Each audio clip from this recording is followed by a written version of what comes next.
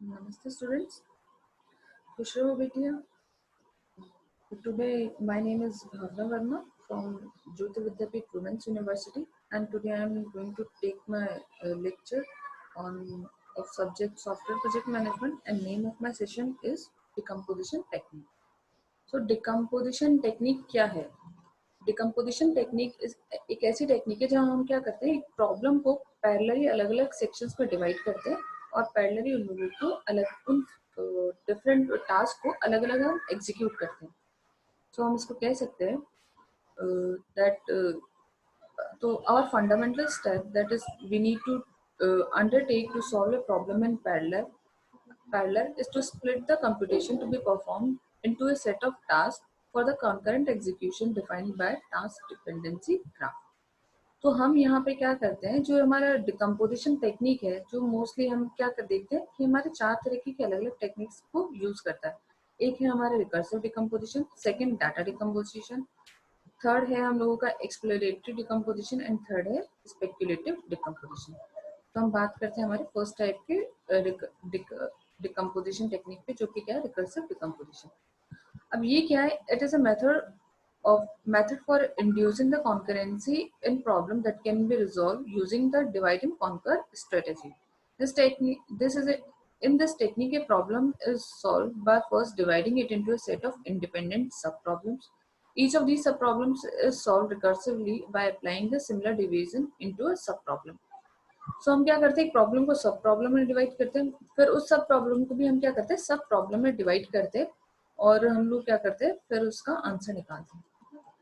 तो प्रॉब्लम जब टुकड़ों में बढ़ जाती है तो उसको रिजॉल्व करना क्या है, आसान हो जाता है. अब इसका हम एग्जांपल ले सकते हैं क्विक सॉर्ट. अब क्विक सॉर्ट को हम इसमें कैसे एग्जांपल में देख सकते हैं, आइए देखते हैं. तो जैसे हमने एक एग्जांपल लिया क्विक सॉर्ट का, तो यहाँ पे हम लोगों ने एक पिवोट एलिमेंट लेते हैं. तो हम ये देखते हैं कि कौन से नंबर है जो 5 से कम है, कौन से नंबर है जो 5 से ज्यादा है, उसके कंपेयर में हमने इसको दो पार्ट में डिवाइड कर लिया.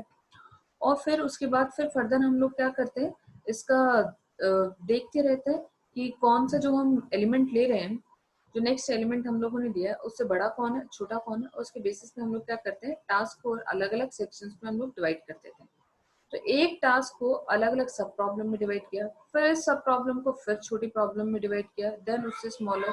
यहाँ पे भी टास्क हम डिवाइड करते गए और हम लोगों को क्या करना हुआ, आंसर आता गया. तो ये किसका एग्जाम्पल है, हम लोगों का रिकर्सिव डिकम्पोजिशन का.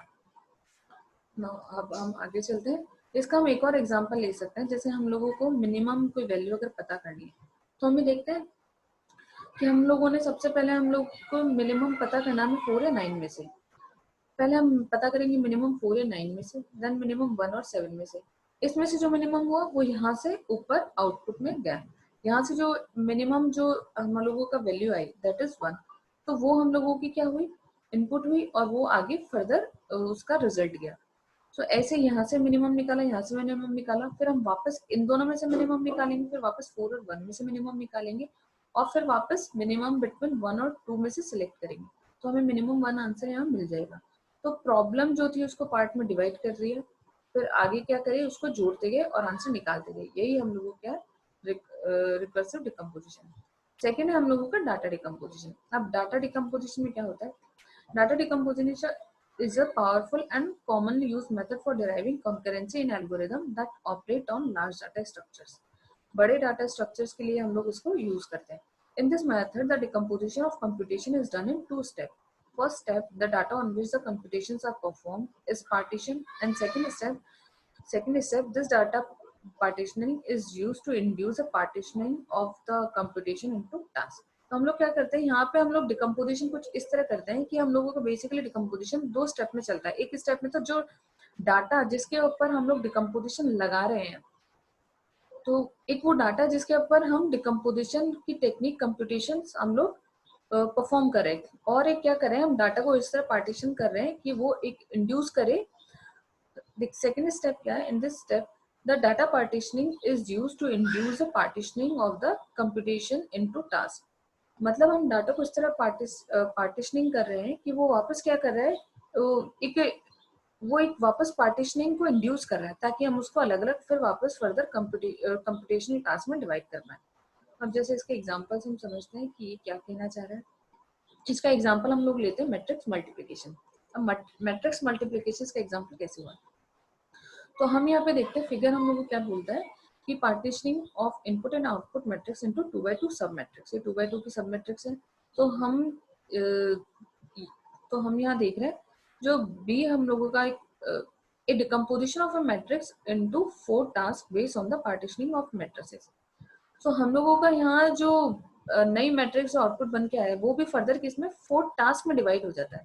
जैसे हमने ए को यहाँ से हम लोगों ने मल्टीप्लीकेशन किया, फिर यहाँ से हम लोगों ने इसका मल्टीप्लीकेशन किया, तो हम लोग का जो आउटपुट C1 C2 आया है, तो ये C1 C2 भी क्या है, C11 C12 C21 C22, ये सारे के सारे क्या है, 4 अलग अलग टास्क है। क्यों अलग अलग टास्क है, क्योंकि यहाँ पे मल्टीप्लीकेशन भी हो रहा है इन दोनों का, और ये क्या हो रहा है, इनका एडिशन भी हो रहा है। सो ऐसे हम लोग क्या कर रहे हैं, अलग अलग तरीके से इसका परफॉर्मेंस कर रहे हैं। पहला तो क्या है, हम लोगों ने इस तरह से मल्टीप्लीकेशन निकाल लिया, फिर उन मल्टीप्लीकेशन को भी आप फर्दर क्या कर रहे हो, ऐड कर रहे हो। तो इस तरह से हम लोगों की प्रॉब्लम 1 और 2 पार्ट दोनों में रिजॉल्व हो रही है कि पहले तो हम लोगों को ने डाटा को ऐसे डिकम्पोज किया, फिर डाटा डिकम्पोजिशन के बाद में जो सेकंड स्टेप थी कि वो उस तरह डिकम्पोज किया गया कि वो फर्दर वापस क्या है उसको हम एक और टास्क में डिवाइड कर सके। और सेकंड टास्क क्या होगी, यहाँ पे इसको ऐड करके इसको C1 C2 में C1 C2 के अंदर इसका रिजल्ट डालना। तो ये मैट्रिक्स मल्टीप्लिकेशन डाटा डिकम्पोजिशन का एक एग्जाम्पल है। ओके, तो अब हम आते हैं हमारे नेक्स्ट सेक्शन पे। अब हम जैसे इसमें एक और एग्जाम्पल देख सकते हैं, तो हम लोगों का भी यहाँ पे सारे इसके फर्दर और भी अलग अलग एग्जाम्पल्स है जो आप देख सकते हैं, लेकिन हम इसमें से एक और एग्जाम्पल यहाँ डिस्कस कर लेते हैं। Like decomposition of a matrix multiplication is based on partitioning the intermediate 3-dimensional matrix। अब ये क्या है, अब ये भी वही एग्जाम्पल है, बस आप इसको स्टेजेस में समझो कि हम लोगों ने यहाँ पे इसको मल्टीप्लाई किया, मल्टीप्लाई करने के बाद हम लोगों के पास ये रिजल्ट आया, तो हम इस रिजल्ट को भी हम एक मैट्रिक्स के रूप में देखते हैं, और फिर फर्दर हम क्या कर रहे हैं, हम ये देख रहे हैं कि हम उन मैट्रिक्स को ऐड कर रहे हैं, और ऐड करने के बाद हम लोगों का रिजल्ट C1 C2 में आ रहा है। कि वही थोड़ा पहले जैसे एग्जांपल है, क्योंकि यहाँ पे हम लोग क्या कर रहे हैं, जो हमारा D11 है D112 है, ये क्या रिप्रेजेंट कर रहा है, A और B कॉलम की मल्टीप्लीकेशन को रिप्रेजेंट कर रहा है। फिर C का रिजल्ट कैसे आया, ये A कॉलम और ये जो दो वैल्यूज हैं, जब आप इन दोनों वैल्यूज को जस्ट लाइक D111 D211 इनको जब आप ऐड करोगे तो उसकी वैल्यू आपके पास आएगी C11 में। तो यही हमारा एग्जाम्पल है जो हम इसको बता रहे हैं कि मतलब हम लोग पहला टास्क क्या था कि उनका मल्टीप्लाई करना, फिर सेकंड टास्क जिसके अंदर फाइनल आपका रिजल्ट आया उसके अंदर क्या आ रहा है, हम उन वैल्यूज को ऐड कर रहे हैं। तो हमारा डाटा डिकम्पोजिशन इस तरह से फर्दर 2 पार्ट्स में हम लोग उसको देख सकते हैं। अब है हम लोगों का एक्सप्लोरेटरी डिकम्पोजिशन। ये क्या होता है, exploratory decomposition is used to decompose the problem whose underlying computation correspond to search of a space for solution। तो इसके अंदर क्या हो रहा है, हम डिकम्पोजिशन इस तरह से करते हैं कि हम एक स्पेस जो होता है, तो हम है ना उसके करस्पॉन्डेंस में हम लोग क्या कर रहे हैं, हम सर्च कर रहे हैं for a space of solution. उस पर्टिकुलर सोल्यूशन के लिए हम पर्टिकुलर स्पेस चाह रहे हैं। तो इसमें हम क्या करेंगे, हम पार्टीशनिंग करेंगे, we partitioning the search space into smaller parts. तो वो जो सर्च स्पेस है जिसके अंदर आप सर्च कर रहे हो उस पर्टिकुलर एलिमेंट को, तो उसको भी हम लोग किस तरह से फर्दर डिवाइड कर सकते हैं। ठीक है, तो यही हम लोगों का एक्सप्लोरेटरी डिकम्पोजिशन है। ये एग्जांपल से आपको और क्लियर होगा कि partitioning the search space into smaller parts and search each one of these part concurrently. तो हमें जो सर्च के बेसिस पे हम लोगों ने जो उसका डिकम्पोजिशन किया, फिर उसमें भी फर्दर जो हम लोग आगे टास्क होंगे उसको वापस हम लोग क्या करेंगे, इंक्लूड करेंगे। अब जैसे हम लोगों के इसमें हम देख रहे हैं एक 15 पजल प्रॉब्लम देख रहे हैं, तो आप सिंपल एक पजल प्रॉब्लम पे आइए, इसको समझिए कि जैसे आपका पजल प्रॉब्लम है उसमें हम लोग करते हैं ना कि एक फ्री स्पेस में आप एलिमेंट मूव करवाते हैं, और ताकि वो एलिमेंट मूव हो फिर ताकि आपकी पजल जो है कंप्लीट हो सके। अब जैसे यहाँ पे हमारे पास फ्री स्पेस है, तो हम लोग 7 को मूव करवा रहे हैं, 7 को अपसाइड मूव करवा रहे हैं, फिर 7 को जब अपसाइड मूव कराए तो 7 का जो स्पेस है वो एम्प्टी हो गया। फिर उसके बाद हम लोगों ने क्या किया, 11 को मूव करवा दिया उसकी जगह, फिर हमने 12 को मूव करवा दिया, फिर फाइनली यहाँ पे एक एम्प्टी स्पेस हमारे पास रह गया। सो ये क्या है, स्टार्ट स्टेज है, ये क्या है, उसकी एंड स्टेज है। लेकिन क्या सिर्फ पजल यहीं पे मूव हो सकती है, क्या इसमें और मूवमेंट नहीं हो सकते? सो वही हम लोगों का इस डिकम्पोजिशन टेक्निक में हम पढ़ेंगे। जैसे हम आगे और इसका एग्जाम्पल फर्दर करते हैं तो आपको समझ में आएगा। जैसे हमने एक देखे, अब हम जो फिगर देखें उसमें क्या है, the state generated by an instance of 15% problem. तो एग्जैक्टली क्या है उसमें,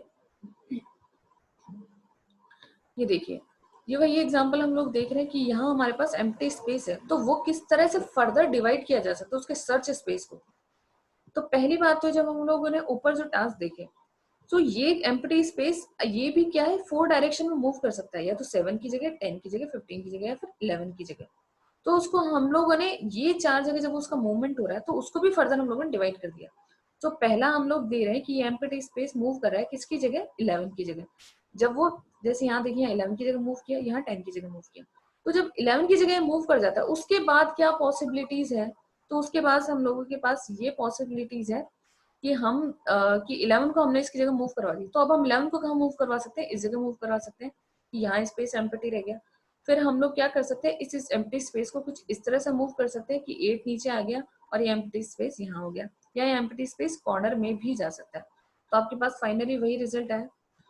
ठीक है, तो एक इस तरह से टास्क हो गया। एक उसको फर्दर हमने इस टास्क में डिवाइड किया कि एम्प्टी स्पेस आपके पास यहाँ पे है, तो उसको वापस आप फर्दर किस तरह डिवाइड कर सकते हो, इस तरह डिवाइड कर सकते हो कि वो एम्प्टी स्पेस वापस या तो यहाँ जा सकता है, या वापस इधर आ सकता है, या वो वापस इधर आ सकता है, या वो वापस इधर आ सकता है।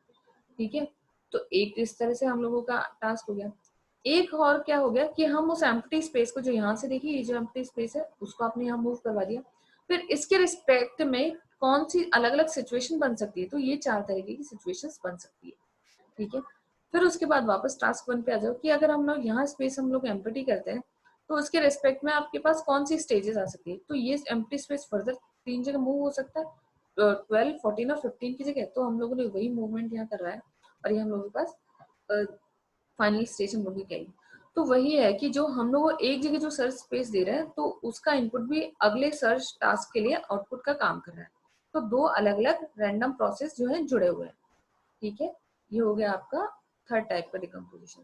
अब एक हम डिकम्पोजिशन ले रहे हैं स्पेक्यूलेटिव डिकम्पोजिशन। अब इसके अंदर क्या है, ये this decomposition is used when a program may take one of many possible computation significant branches depending on the output of other computation that precede in it। मतलब क्या कर रहे हैं, एक सेकंड, तो यहाँ पे हम लोग क्या कर रहे हैं, कुछ इस तरह प्रोग्राम को हम डिवाइड करते हैं कि मल्टीपल जो हमारे पास पॉसिबिलिटीज आए, फिर वो भी मल्टीपल पॉसिबिलिटीज जो आ रही है वो भी सिमिलरली पैरेलली क्या हो रही है, एग्जीक्यूट हो रही है। जैसे अब इस सिचुएशन में हम लोग देख सकते हैं, while one task is performing the computation whose output is used in deciding the next computation। मतलब एक टास्क का जो आपने कंप्यूटेशन जो डिवाइड करके आप कर रहे हो, तो एक टास्क का जो आउटपुट जनरेट हो रहा है वो नेक्स्ट टास्क के लिए भी क्या कर रहा है, इनपुट का काम कर रहा है। ठीक है, तो मतलब या फिर एक टास्क का जो आपका आउटपुट जनरेट हो रहा है वो नेक्स्ट टास्क के कंप्यूटेशन के लिए आप यूज कर रहे हो। ठीक है, तो देखो, तो इन दिस सिचुएशन देखो, तो जैसे हम इस लाइन में पढ़ते हैं, one task is performing the computation whose output is used in deciding the next computation other task can concurrently start the computation of the next stage. ठीक है, तो फिर इसके बेसिस पे ही क्या है, दूसरे टास्क जो है वो कंकरेंटली अपनी स्टेजेस को परफॉर्म करेगी। This scenario is similar to evaluating one or more branches of a switch case. अब इसका एग्जांपल हम लोग क्या देख सकते हैं, स्विच केस इसका बेस्ट एग्जांपल हम लोग देख सकते हैं।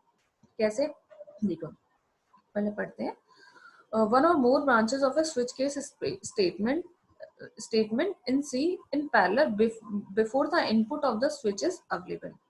मतलब हम लोग क्या करें, स्विच का इनपुट लिए बिना ही हम लोग ये चीज डिसाइड पहले कर लेते थे ना। लाइक हम लोग एक ऐसा एग्जांपल ले रहे हैं जहां हम इनपुट और ऑड और इवन नंबर का स्टेटमेंट देख रहे हैं, तो हम कंडीशन लगाते हैं कि वो 0 से वो उसका रिमाइंडर क्या आएगा, 2 आएगा या 2 नहीं आएगा, या 0 आएगा या 1 आएगा।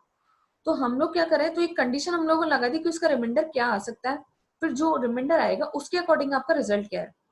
जैसे हम तो मल्टीपल कंडीशन अप्लाई करते थे स्विच केस के अंदर, जिसके अंदर उसका जो भी रिजल्ट आता था, तो उसी तरह से हम लोग इसका एग्जाम्पल देख सकते हैं कि जो भी जो कंडीशन लगाई उस कंडीशन के अकॉर्डिंग क्या क्या आउटपुट आ सकता है। जो भी हमने एक कंडीशन लगाई उसके अकॉर्डिंग हमारा मान लीजिए हमारे पास 4 से 5 तरीके के आउटपुट आ सकते हैं। तो वो 4 से 5 तरीके के आउटपुट फिर फर्दर क्या होंगे, पैरेलली रन होंगे। तो क्योंकि वहां पे क्या उसका आउटपुट हम लोगों का डिपेंड करेगा कि उसके आउटपुट के अकॉर्डिंग अब हम लोगों को कौन सी ब्रांच पे जाना है। ठीक है, तो see in parallel before the input of the switch is available. और ये सारे टास्क कभी हो जाते थे जब स्विच केस के अंदर हम लोग इनपुट देने से पहले अवेलेबल हो जाते थे। So while one task is performing the computation that will eventually resolve the switch, other tasks could pick up the multiple branches of the switch in parallel. तो एक टास्क जब आप कंप्लीट हो रही है तो उसके साथ ही साथ क्या हो गया, आपको मल्टीपल टास्क जो है पैरेलली एग्जीक्यूट करके देखनी पड़ रही है।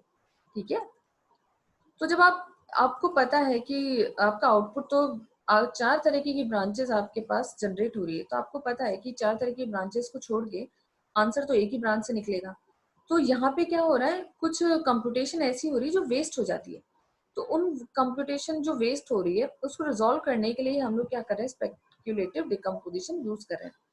ठीक है, specially in situation where one of the output of the switch case is more likely than the others. यहाँ पे हम क्या कर रहे हैं, हम पहले से हम देख के रख लेते हैं, डिसाइड कर लेते हैं कि जो 4 अलग अलग ब्रांचेस का जो आउटपुट जनरेट हो रहा है, ठीक है, 4 अलग अलग ब्रांचेस आपने जो पैरेलली एग्जीक्यूट होने के लिए रखी है, उसमें से मोस्ट प्रोबेबली है कि इस फर्स्ट नंबर की जो ब्रांच है, मोस्ट प्रोबेबली है कि उसका तो आउटपुट हम लोग उससे रिलेटेड आउटपुट तो आपके पास जनरेट होना ही चाहिए।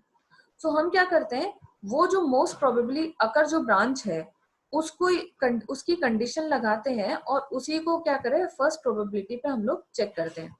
अगर वो मोस्टली प्रोबेबल ब्रांच है और वो चेक हो रही है तब तो हम लोगों की फर्दर कंप्यूटेशन रिजॉल्व हो जाती है। लेकिन अगर उस कंडीशन से आपकी कंप्यूटेशन रिजॉल्व नहीं हो रही है तो आप वही एग्जाम्पल लोगे, फिर वापस आप फर्दर उस ब्रांच की कंडीशन चेक करते हो। ये ठीक इसी तरह है जैसे आप मार्केट में आप कपड़ा लेने जाते हैं कि आप कोई ड्रेस लेने जा रहे हैं, तो आपने ऑलरेडी डिसाइड कर रखा है कि ब्लैक कलर की ड्रेस तो मोस्टली सभी जनों को घर में पसंद आई जाएगी, तो हम ब्लैक कलर की ड्रेसेस ही लेंगे। लेकिन ब्लैक कलर के तो आपने सारे कपड़े ब्लैक कलर के देखना शुरू कर दिए, लेकिन हम वहां जाने के बाद देखते हैं कि ब्लैक कलर में कुछ पसंद नहीं आ रहा है, तो आप अदर कलर्स पे भी आ जाएंगे। तो ये ठीक है, ऐसा है जो मोस्ट प्रोबेबली अगर जो सिचुएशन है उसको आपने साथ रख लिया और उसको एग्जीक्यूट करवाया और उससे आउटपुट निकाला। लेकिन अगर उससे आउटपुट जनरेट नहीं होता है तो अब हम क्या करेंगे, अदर जो प्रॉमिसिंग ब्रांच है उसको भी हम लोग लेके चल सकते हैं। So where one of the outcome of the switch case is more likely than the others. In this case, only the most promising branch is taken up in the parallel with the preceding computation. In cases the outcome of the switch is different from what was anticipated, the computation is rolled back and the other branch of the switch is taken. तो वो जो most likely अगर branch है उसको आप देखोगे, other फिर भी आपका आउटपुट जनरेट नहीं होता है तो उसके पैरेलल जो एग्जीक्यूट होने वाली अदर ब्रांच है फिर आप उस पर फर्दर जाते हैं। तो ये है आपका डिकम्पोजिशन टेक्निक जो अभी हम लोग पढ़ रहे थे। So that's all for today's session और that's all for today's session. I hope आप सबको ये वीडियो सेशन ठीक लगा होगा। तो thank you for today's session and this session is powered by digital version 2.0 Jyoti Vidyapeeth Women's University. I hope you satisfied with my digital session, and if you have any query then please mention in comment. I'll resolve it. Thank you.